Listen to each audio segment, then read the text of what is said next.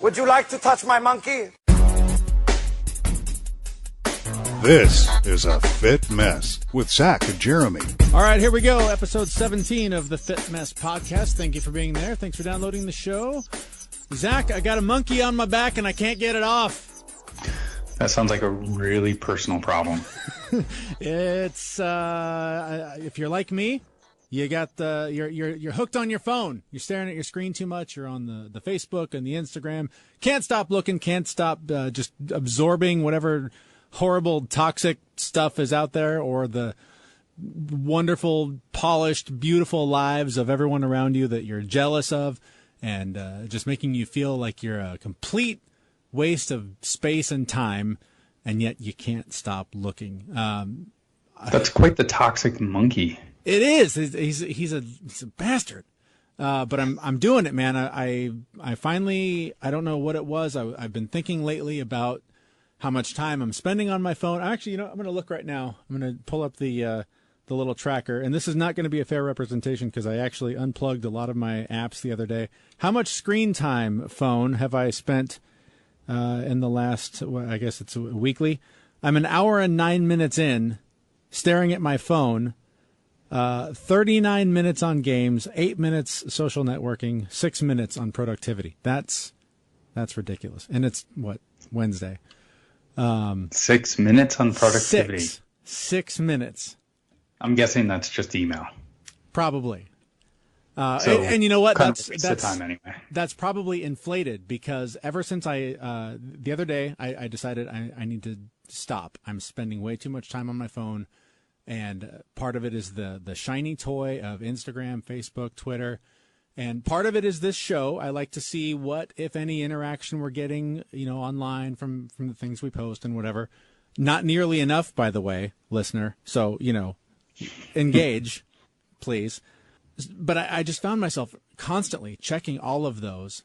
And so I said, that's enough. I need to not only put the phone away, I need to remove the temptation of the thing that's on the phone. So all those apps are gone now. So now, nice, good for you. Now when I get hungry for it and I pull my phone out of my pocket and I realize, they're gone. What do? I need to somehow feed this need. And I pull the phone out of my pocket. I realize those things are gone. And so I start looking for what else can I do? So I'm like checking work email, which I would never do. Like 9 o'clock. I can look at that. I'll look at that for a minute. I'll check personal email, even though I just checked it like 10 minutes ago, and nothing's going to change. And there's nothing going to be critical in there that I need to know at 10 o'clock at night or whatever. So that productivity number is way inflated. That 6 minutes, that's ridiculous because I would never do that. But now I'm so hungry for some sort of online connection that I'm relying on that. So what brought this on? Why the purge? I just noticed how often when I was at home putting the kids to bed, I would sit there staring at, all that stuff, just killing the time and not being present with my kids that I'm trying to get to bed. Sitting next to my wife watching TV and reaching for my phone every 10 minutes. It didn't feel good. I could feel that I was wasting a lot of time and attention. And it's toxic. It adds to my depression. It adds to my feeling bad about myself when I see all the wonderful lives everyone else is living and compare myself to them. And I know that's a huge mistake. So all of that was happening. And I was reading Mark Manson's latest book, Everything is Fucked, A Story of Hope or A Tale of Hope, something like that. Mm-hmm. And he gets into how toxic social media and internet, addiction basically is or can be for a lot of people. And he also wrote a blog post about it, about what he calls the attention diet. And I just went, you know what? It's one of those signs. I'm thinking about it. This is now on my radar. I got to unplug. I got to get this thing out of my head because it's just contributing to all the things that I'm working so hard to fight against. So I had to pull the plug. So how long did it take between you realizing that you wanted to do something like this and actually doing it? Days. That's the thing. I actually wrote about I wrote a blog post about this. I decided probably last Thursday. That's enough. I got to do this. And then I thought about it. I mean, it takes 10 seconds to delete, 4 apps off your phone. And I thought about it for days. And then even writing the blog post was a way to motivate myself to do it while also putting off actually doing it. But by putting that out there and saying, I'm doing this, I'm holding myself accountable, the sharing publicly of it is a way of holding myself accountable and motivating myself to actually do it. And that I did. I hit publish, picked up my phone, and deleted them all off my phone. Nice, good for you. And it's tough to do. I've done it a couple of times, and how are you feeling now? How's that feeling when you open up your phone and nothing is there? I'm jonesing, man. It's not good. It's weird. Like, it's better if I'm away from my phone, if I can put it in another room, like stick it on the charger and walk away. It's not there in my pocket reminding me that it's a distraction. When I'm irritated with what's going on at home, or I want to put something off, I can't pull that as an excuse for something to do. But a number of times, and last night I think it hit me the hardest so far, where I reached into my pocket to check. I was specifically looking for Instagram, and then I realized it's not there. What now? What do I do? What do I do now? But it was just a split second, and then I checked work email or whatever, and well, this is stupid, and I put it away. It's that moment where you need to open your eyes, take a look around, find the closest person, and just say hi to them. Yeah, right. I had a house full of 2 kids running around, a wife. We had just gotten back from Costco, so I had plenty to do. I had to put all that stuff away. I had to get the kids to bed. There was all these things that was just, I think I was overwhelmed, and I went, I just need to go escape for just a minute. But that escape shouldn't be in the form of a phone.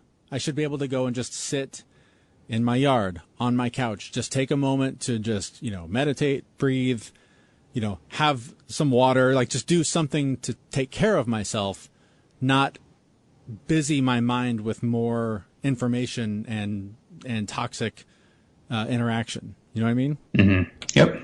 That makes perfect sense to me. So what do you do about this? What do you do about this addiction? How do you kick this? How do you get the monkey off your back? Fortunately, we found an expert. And it's funny. I was thinking before I called her, Zach, there was, I think it was the second or third episode that we did with our guest, Johan Hari, who had wrote the book Lost Connections, talked a lot about addiction. He referenced in our talk with him a local internet addiction facility here in the Seattle area called Restart.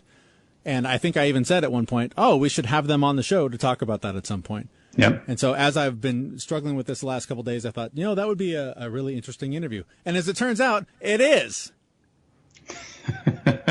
Really? Yeah. Amazing. Yeah. I love it. We reached out to Hilarie Cash. She's the Chief Clinical Director at the Restart Internet Addiction Recovery Center. Really, I think an interesting conversation about addiction itself and how it plays with technology, internet, social media, all that, and some really useful tools if you have the garden variety addiction like we do, and some help if things are a little bit worse for you.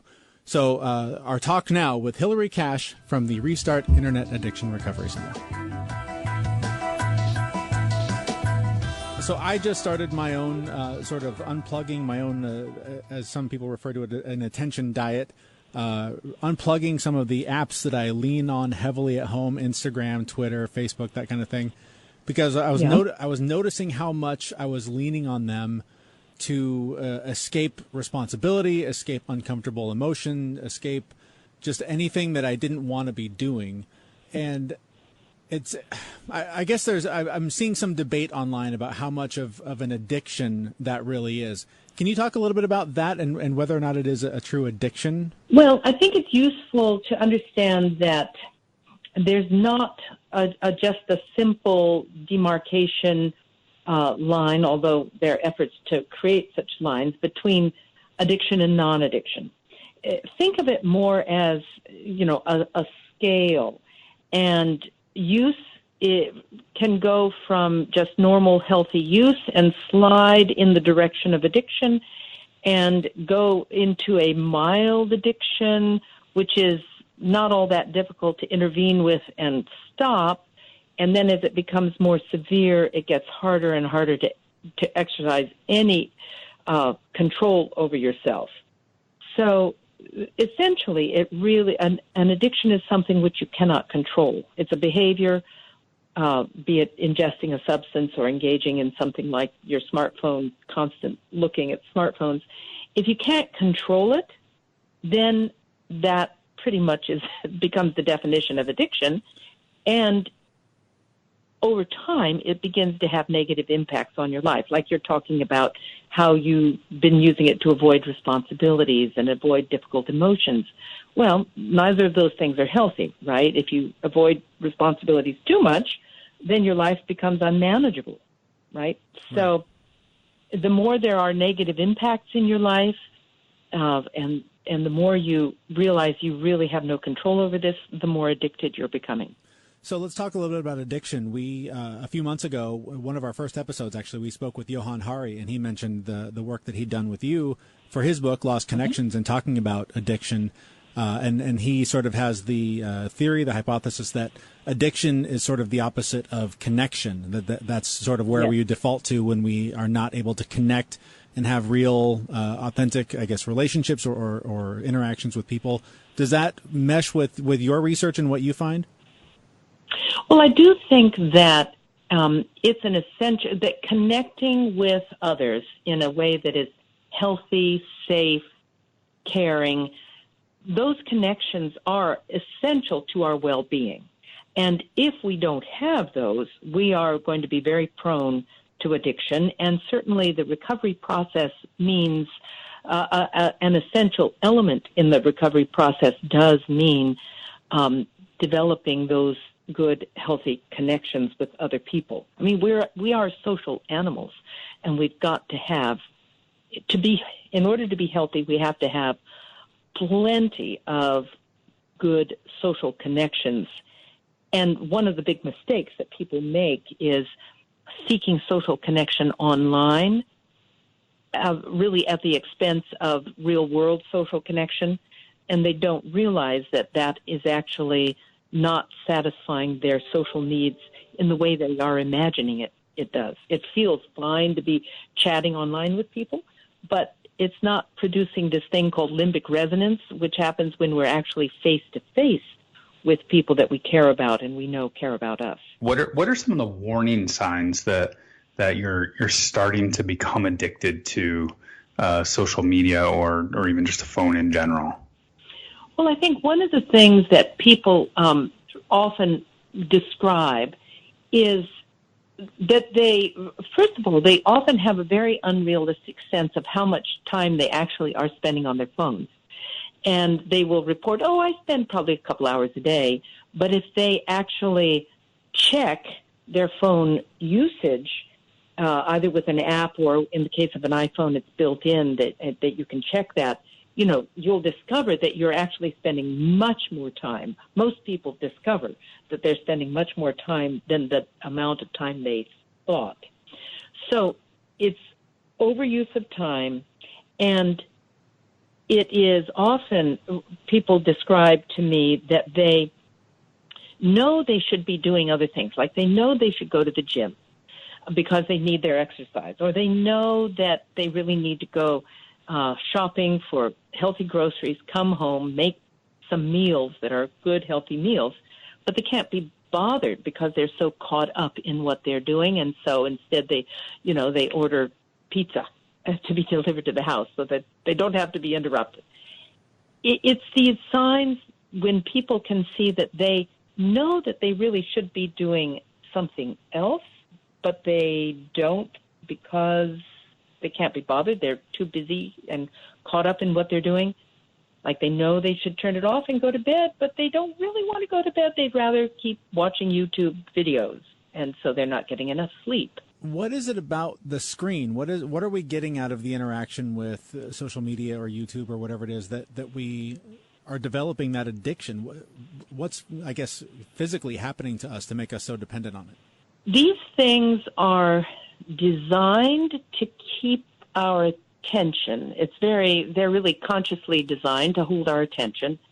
And what it means is that we feel rewarded when we open up our screens and we start doing stuff online. We don't know if a given action is going to be rewarding or not, but it's rewarding often enough that our brains release a little squirt of dopamine and other neurochemicals that make us feel good. And it's that feeling good experience which makes us want to do it again. So the novelty of whatever we're doing online is rewarding. If we use social media and we use something like Facebook where there are likes, if we go online, we see what other people are posting, we see how people are reacting to us. Some of the time we like what we see, some of the time we don't like what we see, but all of that experience of the unpredictability of reward for our activities online, it's reinforcing. And so that intermittent reinforcement is a behavioral principle which Skinner discovered decades ago, tends to keep us very hooked and continuing the same behaviors. So if you think in terms of what you do when you go on your phone or go online by other means, as rewarding, like what are the rewards that you're experiencing, that is what is causing you to feel rewarded. And if your brain is overstimulated with rewards, the brain goes through a whole process of down-regulating itself to cope with too much stimulation and reward. And then once the brain starts down-regulating that way, then you really are starting to get addicted. Because if you stop what you're doing, then your brain is operating in a deficit mode, and it's going to take a little time to go through withdrawal and come back up to normal functioning. I wanted to ask you about that withdrawal because, like I said, 2 days ago, I deleted all the apps off my phone, and through my job, I'm sort of required to still stare at that stuff all day. But at home, I noticed for the first time last night that there were a couple of moments when I reached for it and pulled the screen out to look at what would normally be Instagram or whatever. And I remembered, oh, it's not there. And there was like this wince of like this slight moment of panic of, oh my God, what do I do? Like I actually have to cope with whatever it is I'm trying to escape. Right. I imagine in your work, working with people that have varying degrees of addiction, you must see some very extreme examples of withdrawal from that momentary wince to much more devastating things. Can you talk a little bit about some of the things that you've seen in the work you've done? Well, sure. I would say that on average it takes about 3 weeks for that withdrawal process, that initial kind of more severe withdrawal to happen. And what's happening during that time is our clients, remember, the people who come to us tend to be on the extreme severe end of addiction. And so their withdrawal is going to be much more severe than that wince that you experience. Yeah. And so what they experience is feeling bored, feeling restless, irritable, generally unhappy, difficulty concentrating, kind of fuzzy thinking, often difficulty with sleep. And all of that can last, 2 to 4 weeks, but probably on average about 3 weeks. And once it's finished, they are no longer feeling bored. They're no longer feeling irritable. They're feeling just much better overall. And they often will report that they're thinking more clearly and they're sleeping better. Just everything is better once they've actually gone through that withdrawal process. You've convinced me that I might want to think about my social media usage here, just based on the conversations we're having. I don't think I have a huge problem, but I definitely have an issue with boredom and reach for my phone. And if my phone's not even in my pocket, I get that wince that Jeremy was talking about. Can you go into some of the things that we can do to curb our reliance on this technology and social media? Well, some of the things that we have seen work for people are things like having, and I'm not talking about people in treatment, so just people like you who are out in the world just wanting to really manage this better, you need to think through and have some rules. For instance, if you just say, I'm going to keep my phone off and just check it once, let's say once an hour or once every 2 hours, I'm going to check it, pick up my messages, respond to things I need to respond to, be it email or text or whatever, and then I'm going to turn it back off. So it's not always on, and I'm not getting notifications that are going to be pinging at me and distracting me. So if you can do that, if your work allows you to do that, that is one thing that can be very, very helpful. And then other rules, like there might be rules while you're at work, something like I've just described, but then there can be a different set of rules for when you're at home. If you are a person with a family, it's really important that the family have family time together. So the rules for everyone might be that once you get home, the phone is off until after dinner. And that's time to connect with everyone, time to, if you need a little downtime yourself, it's not online, it's maybe going for a walk or meditating or reading a book for a little while. And then dinner time spent together. Again, no distraction of screens for anyone. And then after dinner, kids are going to go do their homework. Parents maybe need to go and want to go check whatever's going on online that they need to respond to, and all of that is fine. And then there needs to be bedtime. Like the kids need to have bedtime, and kids should be turning off their screens an hour before bedtime, because the screens and adults as well should turn off screens an hour before they try to sleep, so that melatonin can rise in the blood, which makes us sleepy and really primes us for sleep. And then no screens, no dings, no nothing during sleep time. Kids shouldn't have screens in their bedrooms. We adults maybe have our phones and screens in the bedrooms, but they're all turned off so that they're not waking us up and calling to us throughout the night. So those are some examples, and I really think it's a great idea to have and use those apps that we can check on ourselves to see how much time we're using, those digital wellness apps that really help us keep track of how much time we're using so that we're not fooling ourselves. I've noticed on my iPhone since they updated, and now you can see how much time you've spent on the various kinds of apps. It can be pretty alarming how many hours are wasted just staring at that thing. It's that's why these rules that I'm suggesting really will help cut down on that. Yeah, if somebody is hearing this and thinking I've done all that, I can't kick this thing. It's hurting my family. I lost my job. Like, they're having the very serious impacts of sort of a standard addiction problem. That's where you guys come in and you offer more extreme help. Is that right? We do. We have opened an outpatient clinic. So somebody here locally who wants to come in and have an assessment and see if they can work on this on an outpatient basis, they can do that with us. But also if somebody really is, outpatient work is not going to cut it, and they really need a residential inpatient program, we offer that as well. And you guys are here in the Seattle area, but if somebody is not in the Seattle area, do you know of, are you guys growing? Do you know of other resources around the country?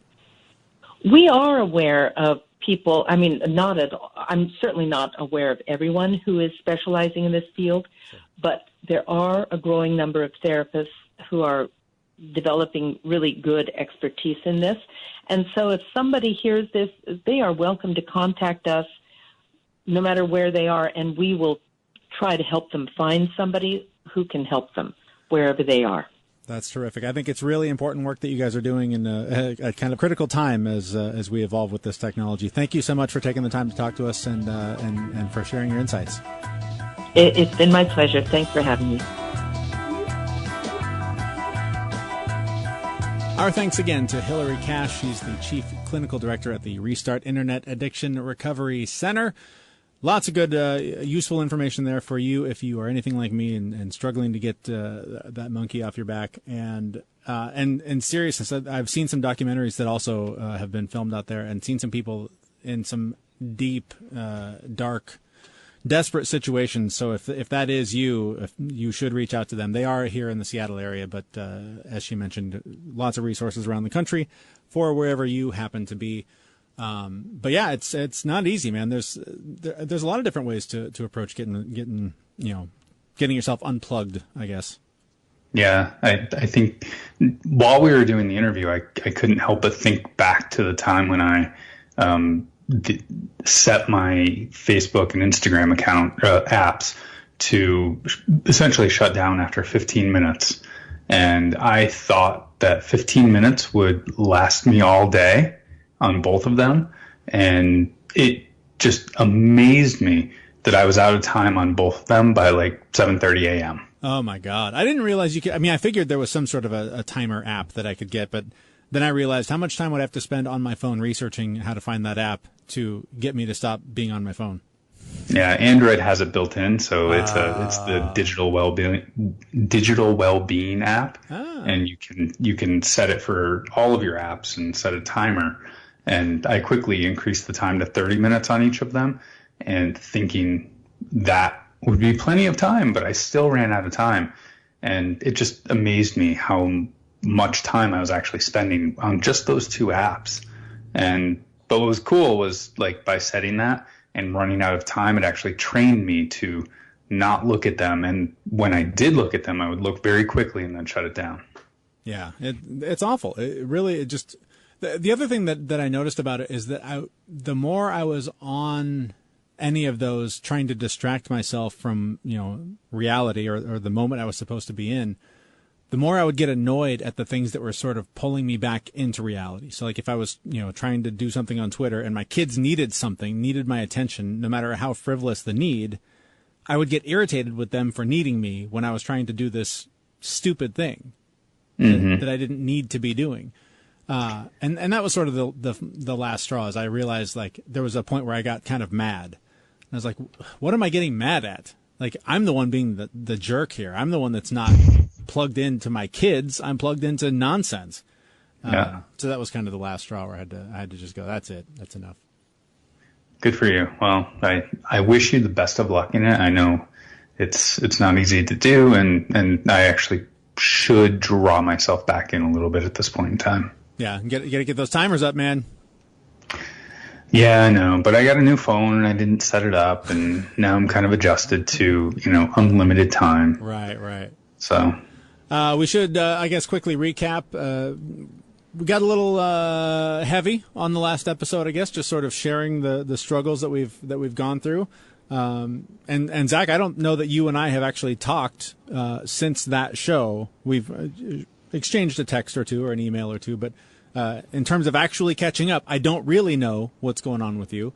I know on this end, I've tried to take a few steps to sort of move through a lot of what I was struggling with. Just things like, looking around the house and seeing the things that I felt bad about, cabinets falling apart, things that need to be fixed that I'm not qualified or rich enough to fix.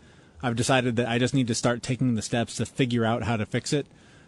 So we've had somebody come out and take some measurements and just sort of moving the process forward so that we can start to do something. And it's crazy how when you do feel stuck, just the slightest step forward can help sort of lift that cloud a little bit and make you feel like you're making progress toward what you're trying to accomplish. Yeah, making progress is actually, it's really important. Even if you can't complete all of it, I struggled with that for a long time, looking at a particular project and knowing that if I couldn't complete it all in one shot, it wasn't going to make me happy. I couldn't do it, and I just wouldn't start.